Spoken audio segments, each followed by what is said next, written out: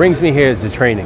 It's phenomenal. It's enlightening that you can come here and get training for free, and the value and the quality of the training, where you can earn continuing education credits. You come here, you learn, and it's stuff that you can go put into effect the next day.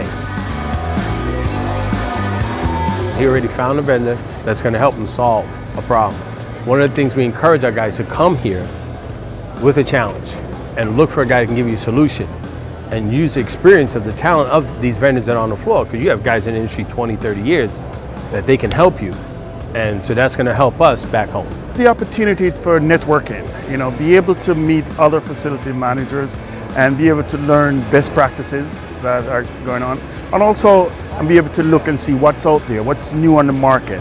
You get the opportunity to learn more and rejuvenate your skills and ability as a facilities manager.